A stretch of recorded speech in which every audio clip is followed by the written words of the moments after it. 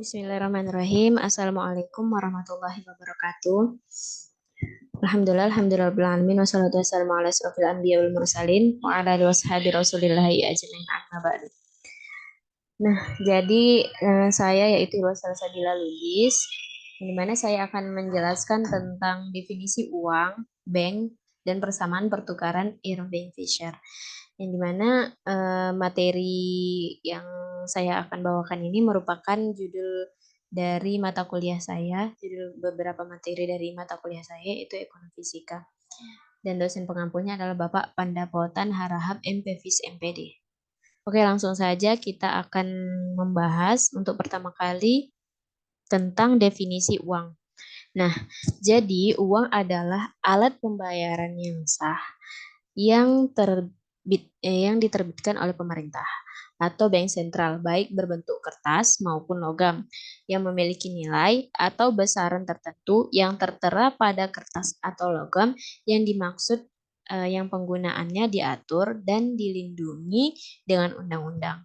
Nah, menurut dari Lipsey, uang adalah alat pembayaran yang sah, maksudnya adalah semua jenis benda yang secara hukum harus diterima bila diserahkan untuk pembelian suatu barang atau jasa ataupun untuk pelunasan hutang. Nah, yang kedua ada definisi bank. Nah, asal dari kata bank adalah dari bahasa Italia, yaitu banca, yang berarti tempat penukaran uang. Nah, secara umum pengertian bank adalah sebuah lembaga intermediasi keuangan yang umumnya didirikan dengan kewenangan untuk menerima simpanan uang, meminjamkan uang, dan menerbitkan promes atau yang dikenal sebagai banknote. Nah, berdasarkan Undang-Undang RI Nomor 10 Tahun 1998, bank adalah badan usaha yang menghimpun dana dari masyarakat dalam bentuk simpanan dan menyalurkannya kepada masyarakat dalam bentuk kredit atau bentuk-bentuk lainnya dalam rangka meningkatkan taraf hidup rakyat banyak. Nah, Bank Indonesia mempunyai satu tujuan tunggal, yaitu mencapai dan memelihara kestabilan nilai rupiah. Nah, macam-macam bank itu ada 4. Yang pertama berdasarkan fungsinya. Terbagi menjadi 3 macam, yakni bank sentral, bank umum, dan bank perkreditan rakyat. Nah, yang kedua ada berdasarkan kepemilikan, yang terdiri dari bank pemerintah, swasta, asing, dan campuran. Nah, yang ketiga ada berdasarkan operasionalnya, yang ditinjau dari aktivitas dan regulasi yang mengaturnya, yakni bank konvensional dan bank syariah.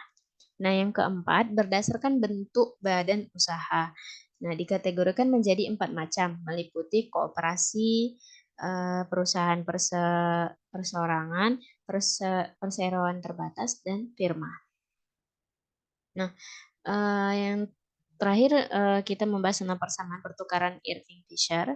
Nah, versi transaksi dari teori kuantitas uang disediakan oleh ekonom Amerika Irving Fisher dalam bukunya The Parsing Power of Money tahun 1911.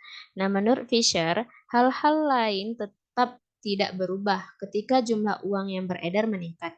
Tingkat harga juga meningkat secara proporsional dan nilai uang menurun dan sebaliknya. Nah, teori kuantitas Fisher paling baik dijelaskan dengan bantuan persamaan pertukarannya yang terkenal, yaitu MV sama dengan PT atau P sama dengan MV per T. Nah, penjelasannya ialah pasokan uang terdiri dari jumlah uang yang ada atau M dikalikan dengan beberapa kali uang ini berpindah tangan, yaitu perputaran uang atau V dalam persamaan Fisher. V adalah kecepatan transaksi uang yang berarti rata-rata berapa kali satu unit untuk berpindah atau berpindah tangan untuk melakukan transaksi selama periode waktu tertentu. Nah, dengan demikian, MV mengacu pada total volume uang yang beredar selama periode waktu tertentu. Nah, karena uang hanya digunakan untuk keperluan transaksi, maka total penawaran uang juga membentuk nilai total pengeluaran uang dalam semua transaksi dalam perekonomian selama periode waktu tertentu. Nah, kemudian ada penjelasan tentang permintaan uang. Uang diminta bukan untuk kepentingannya sendiri, yakni untuk penimbunan. Nah, tetapi untuk tujuan transaksi, permintaan uang sama dengan total nilai pasar dari semua barang dan jasa yang ditransaksikan. Ini diperoleh dengan mengalihkan jumlah barang atau T dan tingkat harga rata-rata atau P. Nah, dengan demikian, persamaan pertukaran Fisher merepresentasikan persamaan antara penawaran uang atau total nilai pengeluaran uang dalam semua transaksi dan permintaan uang atau total nilai semua barang yang ditransaksikan. Nah, itu lebih jelasnya itu pasokan uang sama dengan permintaan uang. Nah, Irving Fisher menggunakan persamaan pertukaran untuk mengembangkan teori kuantitas uang klasik, yaitu hubungan kausal antara jumlah uang beredar dan tingkat harga, dengan asumsi bahwa dalam jangka panjang, dalam kondisi full employment, output total atau T tidak berubah dengan kecepatan transaksi uang atau V stabil.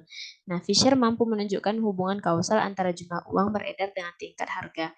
Nah, dengan cara ini, Fisher menyimpulkan bahwa tingkat harga bervariasi secara langsung dan jumlah uang yang beredar asalkan kecepatan peredaran uang itu dan volume perdagangan yang wajib dilakukannya tidak berubah. Nah, dengan demikian, teori kuantitas uang klasik menyatakan bahwa V dan T tidak berubah. Nah, perubahan uang menyebabkan perubahan langsung dan proporsional pada tingkat harga. Nah, contohnya ada di samping ini saya cantumkan yaitu teori kuantitas uang Fisher dapat dijelaskan dengan bantuan sebuah contoh. Misalkan M-nya 1000, nah M aksennya 500, V-nya 3, V aksennya 2, dan T-nya 4000 barang. Nah, dihasilkan 1/2. Jadi, ketika jumlah uang beredar di dunia di 2 kali lipat, yaitu meningkat dari 4000 sampai 8000, tingkat harga menjadi 2 kali lipat, yaitu dari RE1 per barang menjadi RS2 per barang. Dan nilai uang dibagi 2 yaitu dari 1 menjadi setengah.